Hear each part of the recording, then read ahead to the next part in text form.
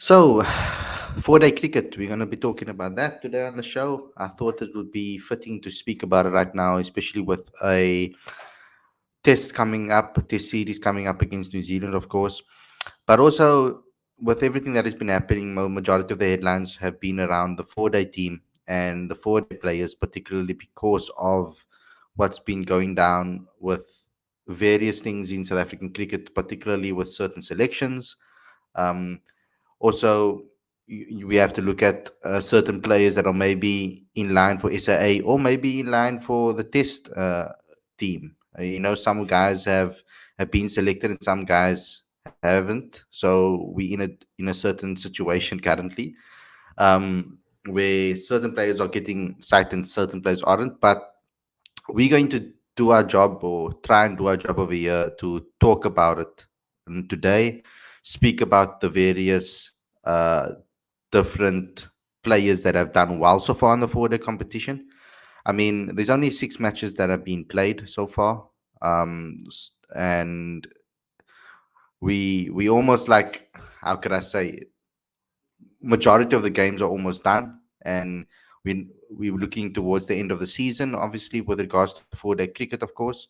And the tables are looking quite interesting to see what has been going down. So we'll be chatting about all of that. We'll be chatting about who we think is our favorites for the 4-day competition. We'll be talking about the top run scorers as well as the top wicket takers, etc. And then we'll chat a little bit about who we feel should be invested in and who is next in line.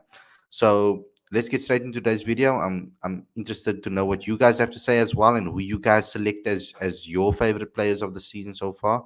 But before we get going, subscribe to this channel, click that notification bell, please, for all future videos. Don't forget to subscribe to Cricket Fanatics Magazine monthly. Every issue is 100% free, straight to your inbox every single month. Also, become part of our Patreon. We've gotten some new patrons. Thank you to Dylan Jack that has become a patron, um, for the top tier Patreon. So thank you to you for joining the family. Everybody else, you can join the Patreon community too. All you have to do is go to the link in the description and join our Patreon account, or the link on the screen, which is popping up in front of you right now. It's just patreon.com/cricket fanatics mag. So go ahead and become a patron so you can help us obviously improve everything on this channel, and we can bring to you guys a lot more. Without further ado, let's get straight into today's content, guys. Really excited about this one.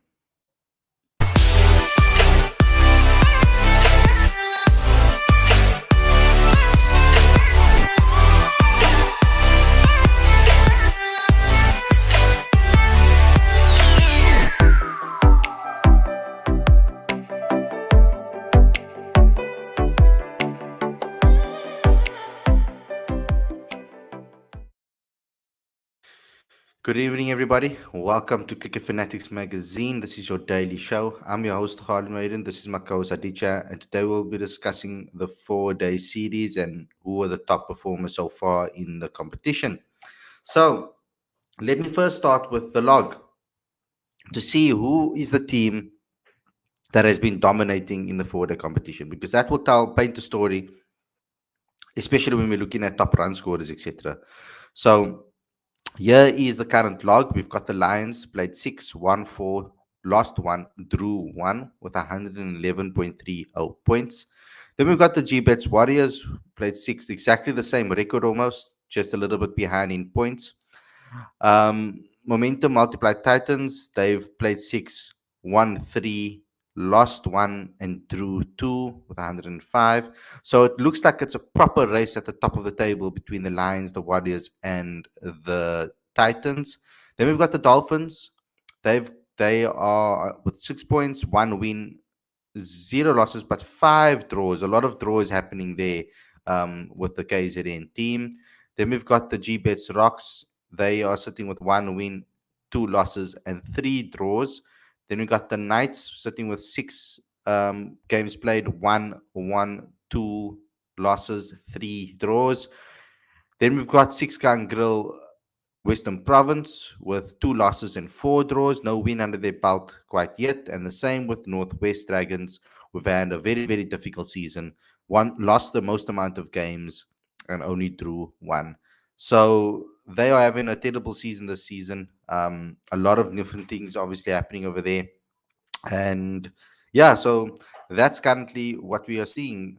The Lions were basically, they were almost unstoppable in the beginning of this series, dominating teams left, right, and center, particularly because of their bowling attack. Uh, we saw them really get tested against Western Province in their last game that they played. I was at the ground. It was a real proper struggle, but an excellent performance from Ryan Rickleton actually saved them in that particular game. So let's look at the top run scorers. Um, We've got David Bellingham that's right on top with 5 matches played and 509 runs scored at an average of 63.62. There was 104 50s under his name. That 100 was 199, if I remember correctly. And then we've got Ryan Rickleton, who has played 4 matches only, and he scored 473 runs at an average of 118.25, top score of 159, 300s and 150. Exceptional return. Then we've got Josh Richards, who's a teammate of Ryan at the Lions, top order batter, 450 runs, average of 64. Then we've got Ngwepe, who's been doing excellently this season with an average of 40. He has 350s to his name. And also Grant Makwena, doing excellently as well. 428 runs at an average of 47 with 1 century and 350s. Wesley Marshall doing well for Northwest over there. Unfortunately, Northwest is not doing so well, but Wesley Marshall's pulling through.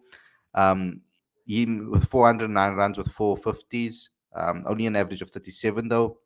Then Matthew Bretsky doing well at the top of the order for the Warriors, seeing that they are second on the log as well. 402 runs. His knocks are obviously have been important, but 2 centuries to his name, no half centuries. 152 not out is his highest score. We've got Pat van Bouillon, season campaigner. I mean, in and year out, he's performed for the Knights. Basically runs that team. So 400 runs over there, 66.66 is his average with 200s and a 50. And interestingly, the Milan brothers, they have exactly the same amount of runs.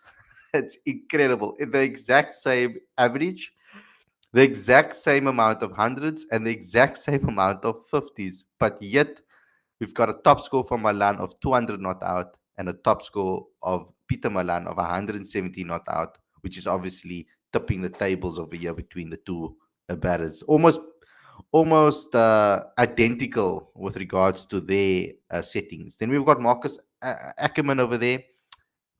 He's played 6 matches, 382 runs, an average of 54.57.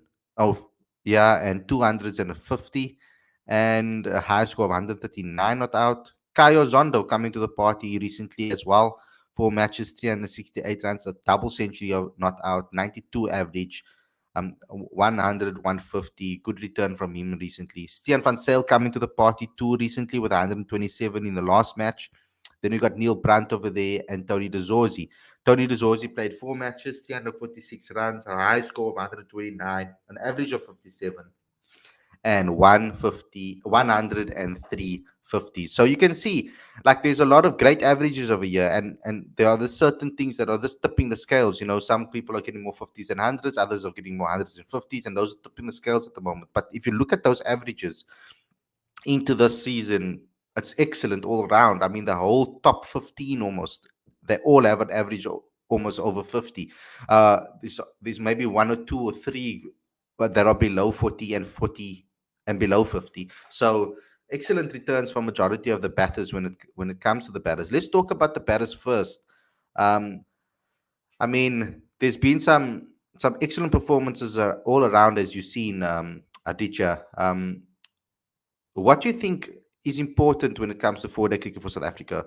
What do you think South African selectors are actually looking for when it comes to players? Oh, well, I would imagine and I'd hope that it's the frequency of the hundreds that come in. And I think that's where Ryan Rickleton scores above everyone else on that list because he's made 300s. And we shouldn't forget the context there. He's come back on the back of virtually no cricket, uh, given that he was with the Proteas during the India series, and he's only played in the nets. So he's come back, and in the second leg, he's been averaging 118. So that's testament to his character. It's testament to his skill and the fact that he can convert. The fact that you've made 300s and 150 in 5 innings. That's massive credit to Ryan Rickleton. But that's not to say that the other players have not uh, put in performances. David Bellingham, outstanding. He really deserves all the praise that he's getting, uh, and Matthew Britsky as well. I thought in the first phase of the tournament he's quite brilliant.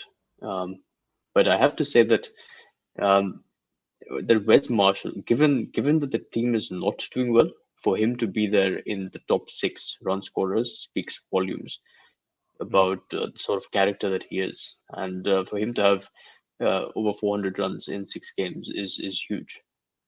mm. So Where's sometimes I feel Marshall? like I have a soft corner for players who are doing well in teams that are not doing well. Because I feel like it's that much harder to put in performances.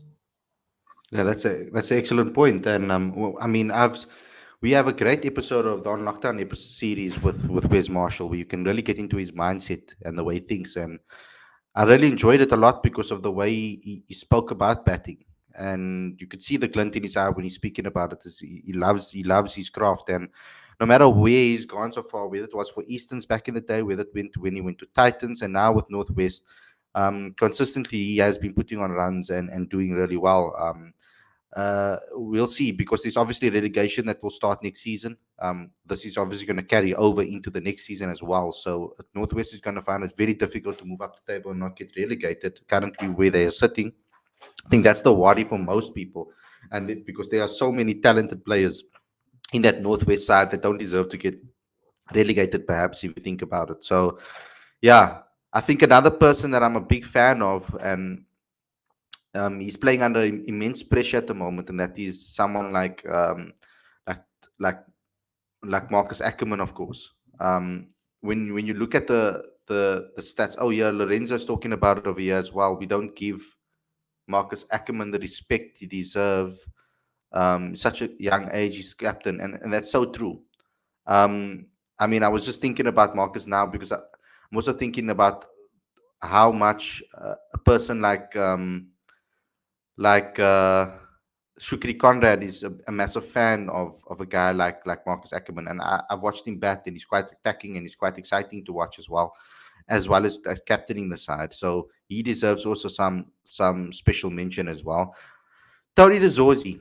Now, Tony DeZorzi has been doing excellently for Western Province as well. I think deserves respect, even though he's like at the bottom of the log. He's only played 4 matches, but I think his performances have been so crucial to Western Province, especially at the beginning of the season when there weren't a lot of the senior Proteas guys, you would say, that were in the side. So he had to kind of bat with a lot of the guys that are considered maybe club cricketers or haven't gotten a contract yet. So Tony DeZorzi has really been holding his own for Western Province over there and doing excellently at the top of the order for them.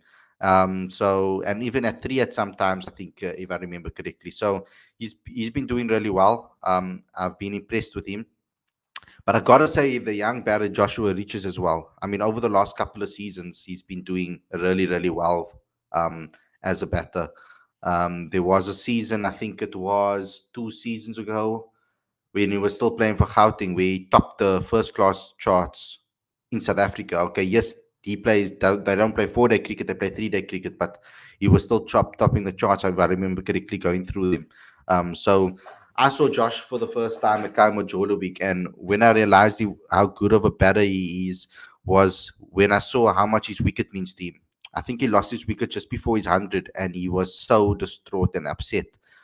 He came off the field. He was livid with himself. He went to go reflect. He went to go speak to the coach immediately, to ask him where he went wrong, what happened, like how much he cares. And it's good to see that care has continued through, because even when he lost his wicket against Western Province, I was sitting there. Prasanna was in the room next to our where we were sitting, and he went straight up. As soon as he lost his wicket, he went straight up to Prasanna to go ask him where he went wrong. So it shows his dedication to his craft when it comes to with a bat. But Grant Bokwena, I mean, I have to also talk about Grant because Grant has been waiting for a long time to get consistent opportunities, and now he is getting it at the Titans, and he's really performed for them, really putting on great performances for them. And I know it's maybe later on in his career, he's not a youngster anymore, but still a very, very good performances from him recently for the Titans as well. Let's look at some of the bowlers though. We talk a lot about batters. Um, and we talk a lot about batters in South Africa, but our bowlers, we are looking for good bowlers, and it's good to see that the spinners over here. Interesting to see that the spinners over here are dominating this particular tournament so far. And also the slower bowlers, medium to slower bowlers, are dominating. That says a lot about our wickets, a hell of a lot about our wickets in South Africa, that they've changed so much. Because look at the top is Simon Harmer with 35 wickets in 6 games, phenomenal return. Then you've got Dwan Olivier, bowling at the same paces that he was bowling for the Proteas. So it's not like he's gassing it up in domestic cricket. And he has 29 wickets to his name.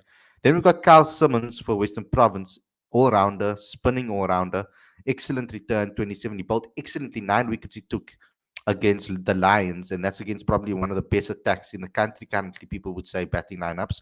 Um, Kyle Simmons bowled excellently. Sean Van Berg dominating there too with 24 and 5. Um, then we've got Malusi Suboto as well. He's also a medium pacer, not necessarily bowling heavily above 130 and also taking the wickets. Um, then you skip the white because that's second division, and then you've got Sipamla over there also. You can see the majority of the Lions guys dominating over here.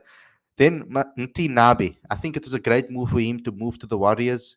He's doing well over there. He's their main bowler at the moment. He's doing excellently for them. And then you've got Glenton Steerman in 4 games, 16 wickets. He's obviously been in and out of teams, SA teams, etc. That's why they haven't played as many games as others in the league. Him doing excellently in those 4 games, getting 16 wickets. Got Corbin Bosch doing well. He's doing decently at the Titans. Maybe not his best that we know he's capable of, but doing very good return nonetheless. But you can see how close it is. How many players have 15, 16, 17, 16, 17 wickets. They're all on similar amount of wickets, particularly the fast bowlers over here. And then you've got Budaza doing well, and you've got Gerald Coetzee doing well, and you can see some of the others like Phil Yoon, Potgieter, Magala, Dudgeon, Whitehead, and Erlang, all of them doing excellently in their respective leagues as well. Delano Potgieter is someone that I want to keep an eye out on because he's always been someone that I thought was going to be in the running for that number 7 position, number 8 position for South Africa, because he's a very good all-rounder. I've seen him play multiple formats, and it's been really interesting to see that and to see him continue. He's now at Northwest, was at the Lions before. He's always spoken highly of Dwayne Pretorius, for example, who's also now at Northwest. So Delano is an all-rounder that I thought we should look out for. But we've got to look at Simon Harmer and see how he's dominated. Do you feel that puts pressure on a guy like Keshav, Aditya? Because we know how much the team and Boucher himself respects Keshav Maharaj. From what we've heard in press conferences, at least. No, I don't think that puts Kesh under any additional pressure. Look, there's nothing to say that spin is quite a delicate subject, and a lot of that depends on pitch, depends on the frequency of overs that a spinner is getting on a particular surface, how a spinner is used, and the opposition that he's playing against. So there's nothing to suggest that if Simon Harmer was playing against India, he would have been more successful than Kesh. I wouldn't make that assumption. But no, it's good to have it. It's great to see that in the top 4 bowlers in the highest wicket takers list here, 3 of them are spinners. So that's an interesting stat for South Africa, and I don't even think most people following South African cricket closely would have expected that at the start of the season. But no, I don't think it puts any additional pressure on Keshav. But in saying that, I don't know if this stat is available, but it would be interesting to see the average pace of all the fast bowlers in that list. Mm. So I can I Because can I can I can look at it and I can give an estimate. So if we put it up over here, we saw that Dwan Olivier was bowling about 126 on average in the test matches, right? He wasn't looking much faster against Western Province. So like a 128, 126, maybe let's put him at a 130 bowler as a 130 bowler. Then we've got Malusi Sipoto, who won no bowl similar speeds to Dwan Olivier. Was also around about 130s. Um, I'm gonna go down over here. Look at Luther Pamela. We've seen Luther bowl 135, 136, 138. He can touch 140 sometimes, but majority of the time he's around 135, 132. He's around about that pace. Mti Nabe is also a similar pace, also around the 130s. Clayton Steerman though can touch 140. I've seen him touch 140 before, 135, 140 between that mark. Corbin Bosch, though, I've seen him meet above 140. So 145, I'm talking about 145, 146. He can. I think he has the stature, the ability to be able to get faster if he works and does the correct techniques. I feel. I know he's aiming to bowl as fast as he can. Sasana Magala, of course, is also on this list. We've seen how fast he can bowl. He can bowl 140 consistently. We've seen him do it now internationally. Then you've got Delano Potgieter. Delano Potgieter is similar to a guy like Dwayne Pretorius with regards to speeds. I think a little bit faster than him. I think he touches 130 a lot more than maybe someone like Dwayne Pretorius does. I'm sure he'll work on his speeds though. Budaza, I know Budaza can bowl quickly as well in the high 130s. Huddersfield Yoon also touches 140, 145. I've seen him bowl 145s already. And then Gerald Kutsia, we know he's 150. So majority of the bowlers coming through and doing well in 4-day cricket are medium paces currently, and it says a lot about our wickets that we produce, that's being produced in the country. I think that the wickets aren't as quick as they used to be, particularly in the high felt, which is surprising. So I don't know how much the droughts in the days had to do with that, the deterioration of pitches, etc., or the weather conditions, because weather hasn't been necessarily as consistent in South Africa like it used to be. This is what's from my personal experience. But majority of our bowlers, Aditya, are not hitting 150, and we don't have necessarily raw pace other than um, Nandre Berger, who's injured at the moment, Gerald Kutsia, who's quick, we know Leif Tanzi can bowl that pace, but he hasn't necessarily come to the party yet at Dolphins. Also hit by injuries. Then you've got a likes of Dylan de Pavlon, who can also hit 140s. So there's not necessarily an abundance of fast bowlers hitting 145, 150 in our system currently. We need to obviously nurture the guys, the younger guys that can do that, and identify them and try to build them into something special. Because, for example, Andrich Nokia, I feel that Andrich Nokia, he was discovered quite late, funnily enough, even though we knew he was bowling hectic pace, you know. So it's crazy that Nokia was only seen so late ultimately. And then obviously got some injuries. The main part for me is to look after our fast bowlers, make sure that they don't get injuries. I remember Ashil Kluti, for example, he plays for Boland. When he was coming through the system at Kaya Majola week, he was quick. Like players couldn't play him. Like he was unbelievable. And he was like a 16, 30, 17 in that week, and he was dominating. Like he wasn't getting crazy amount of wickets, but he was one of the top wicket takers. But majority of the time, he was so good that the batters just couldn't play him. Like he was unplayable. So he got an injury, and I know it maybe affected him pace wise, and it put him back a little. I see on Gama in the comments he mentioned Gideon Peters. I remember seeing Gideon Peters play at Kaya Majola week as well. I was watching him bowl, watching him bat as well. He's an all rounder. So he's also quite quick. But for me, the quickest currently in the country has always been Gerald and Leifa. So I'm just hoping that we nurture them correctly so that we can get them an opportunity to play. We have a young under 19 Stevenson that we haven't got an opportunity to see much in the under 19 World Cup. That also hits about 145. I think he clocked 147, 148 at the high performance reading when they have all of those things still on them. They have readers and heavy things that on them to be able to check their pace. So he could get fast, even faster. He's only 17, 18. So there are a lot of guys some guys that be coming through. But with regards to Post, yes, Lorenzo's mentioning Post as well. Post is another quick bowler. We need to keep these bowlers and make sure that we can hone their skills and make sure that we don't rush them too quickly. Because I'm very afraid of our fast bowlers getting injured. Gerald Coetzee has went from injury to injury. He hasn't really necessarily had a clean, consistent season where he hasn't been injured. And I think if he had that coming from the MSL, how he blew up in the MSL. I mean, even people in India were like, wow, who's this guy? So it is excellent. With regards to Tando and Tini, Suraj, Tando is not as quick as his father was. He has exceptional skill though. So if we nurture Tando correctly and look after him correctly, we can use his variations and his swing and his skill that he has, because he's an extremely skillful bowler. I mean, he would be absolutely lethal if he was bowling 150, 145, 150. Tando doesn't necessarily reach those. He does flirt with the 140 mark sometimes, but I think he's more a mid 130 bowler.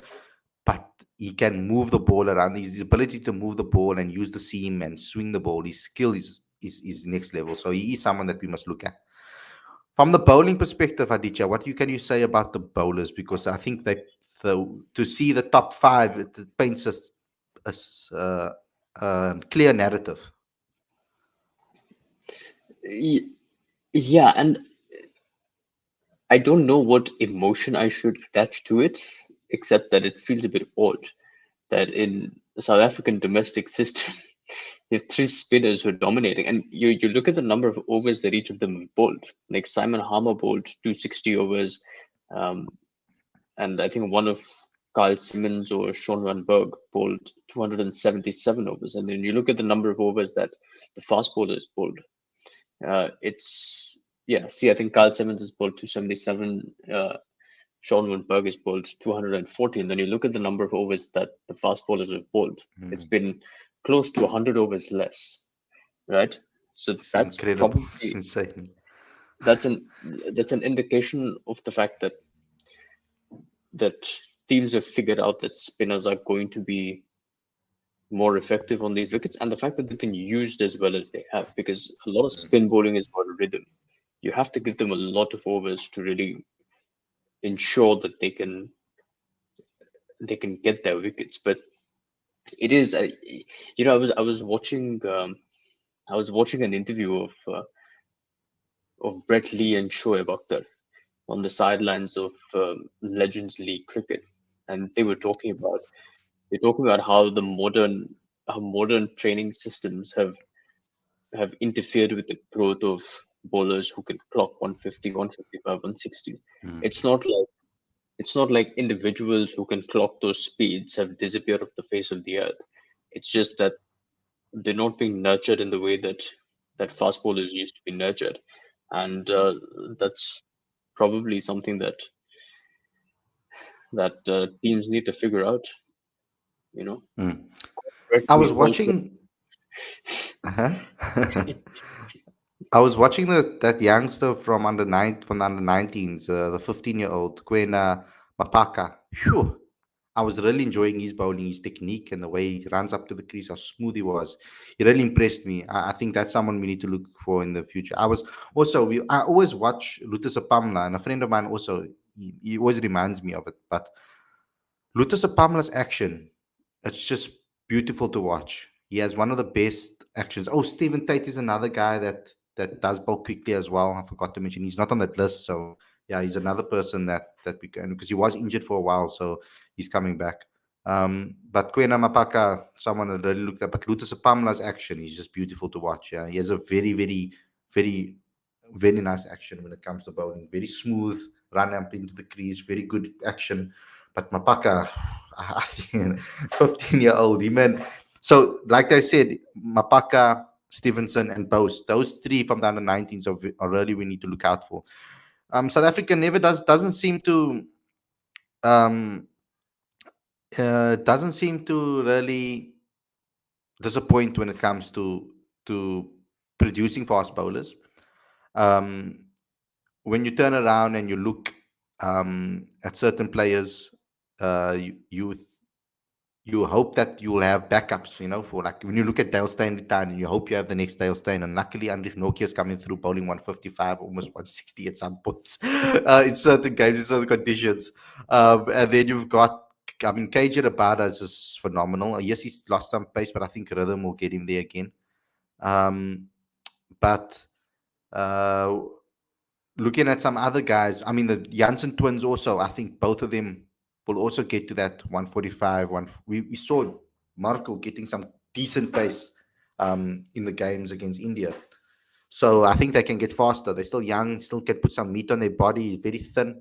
Um, they call him Plank, which is plank, basically translated. So yeah, he still has some stuff, he still has some muscle to put on, etc. When it comes to that, and yes, you need some variations. But Nande Berger, I thought it was going to be his season this year. I really thought it was. The last season when I spoke to him, he was really had a hunger in his eyes. He had some, but unfortunate that he got injured because he looked really hungry to want to do something. And then we mustn't forget about Rwanda Swart, another, and Michael Pretorius, two other bowlers that are also coming through, all rounders, in fact, that are really good too. Also 140 bowlers and can bat. So I do think Rwanda Swart is a better batter than Michael Pretorius, though, in my opinion, because I remember him bowling obviously um, up the order. As well, he batted 5, I think it was. I think I saw him. That's the highest, or 5 or 4 was the highest I saw him bat. So another excellent player that we can mention. Any final words from you, Aditya? Look, I'm delighted uh, for these players who've done well in in this season of the 4-day competition, and in particular, I'd like to see Ryan Rickleton and Tony DeZorzi get an opportunity. Tony DeZorzi did phenomenally well against India A, uh, but I do think that now, like with certain players that are in form, like Ryan Rickleton is, you have to strike when the iron is hot, and I hope he gets his opportunity soon. And I'd say the same with some of these bowlers. Look, Simon Harmer, I don't know if New Zealand is the right place for him to debut, but yeah, it'd be interesting to see how he fits back into the Proteas setup. But in saying that, Keshav Maharaj is always going to be South Africa's first choice bowler, unless he's like terribly out of form or something. But yeah, all in all, I guess good signs for South African cricket. Very happy to see this new system take place, and we'll see how it nurtures talent. Mm. And I wish we had more time to actually concentrate on Division Two too. I mean, we so at the moment we're so diluted currently. That's why I need you guys obviously to join Patreons, etc., and to get involved in super chat so you guys can help us obviously take it to the next step, because then I can actually put guys in place to focus on certain aspects of the game, because at the moment we're stretched at the moment with regards to personnel and people that are writing and covering things and etc. So we're trying our best. We're trying to give you the best possible content, guys. Please subscribe to this channel. Please click that notification bell for all future videos as well. And subscribe to Cricket Fanatics Magazine monthly. Every issue is 100% free, straight to your inbox every single month. We need your help. We need your support. This is a family. I consider all of you guys as family. And oh, wow. I see StreamYard has added music. Interesting. Some music in the background over here. So I didn't know that they have that. Hey, interesting, guys. But okay, that's some interesting added backgrounds, etc., that they have created for us. So obviously, make the streams a little bit more fun. But thanks a lot for watching, everybody. Hope you guys enjoyed this episode. Please support us on all platforms. Also, get involved with the Patreons. It's all links in the description. Just go ahead and just follow everything and join everything. We're working hard on creating tiers for YouTube, so you guys can become members on YouTube, and you'll get special benefits if you join as a member. So we are busy working at those tiers, what we're going to be giving to you guys for the specific tiers. We are working on that very, very soon.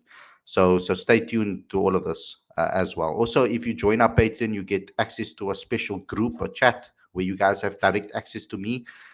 So you guys can chat to us and other patrons too.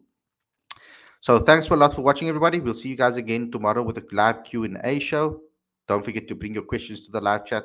Also, please help us with some super chats tomorrow and get your questions answered via super chat. Thanks a lot for watching. We'll see you guys again. Enjoy the rest of your evening. Cheers.